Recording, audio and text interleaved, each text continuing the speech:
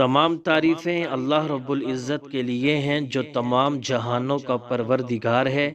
درود و سلام ہو ہمارے آخری اور پیارے نبی حضرت محمد مصطفیٰ صلی اللہ علیہ وآلہ وسلم پر، ان کی آل اولاد پر اور تمام صحابہ کرام پر۔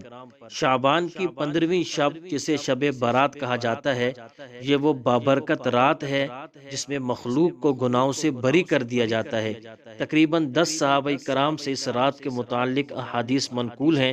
ام المؤمنین سیدہ عائشہ الصدیقہ رضی اللہ تعالی عنہا فرماتی ہیں کہ شعبان کی 15ویں شب کو میں نے نبی اکرم صلی اللہ علیہ وآلہ وسلم کو اپنی آرامگاہ پر موجود نہ پایا تو تلاش میں نکلی، دیکھا کہ آپ جنت البقیع کے قبرستان میں ہیں۔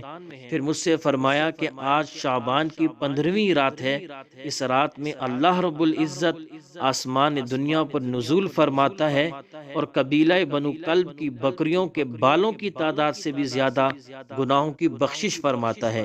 اس رات میں اس سال پیدا ہونے والے ہر بچے کا نام لکھ دیا جاتا ہے۔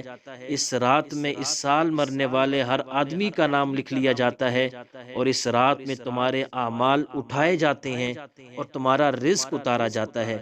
اس رات میں تمام مخلوق کی مغفرت کر دی جاتی ہے سوائے 7 اشخاص کے، وہ یہ ہیں کہ مشرک کی مغفرت نہیں ہوتی، والدین کے نافرمان، کینہ پرور، شرابی، قاتل اور شلوار کو ٹخنوں سے نیچے لٹکانے والا اور چغل خور، ان 7 افراد کی اس عظیم رات میں بھی مغفرت نہیں ہوتی جب تک یہ اپنے جرائم سے توبہ نہ کر لیں۔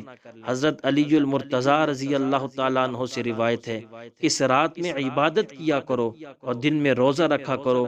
اس رات سورج غروب ہوتے ہی اللہ رب العزت اپنے بندوں کی طرف متوجہ ہوتا ہے اور اعلان کرتا ہے کہ کون ہے جو گناہوں کی بخشش کروائے، کون ہے جو رزق میں وسعت طلب کرے، کون مصیبت زدہ ہے جو مصیبت سے چھٹکارا حاصل کرنا چاہتا ہو۔ اس رات کی فضیلت کو دیکھتے ہوئے سلف صالحین نے بہت فائدہ اٹھایا ہے۔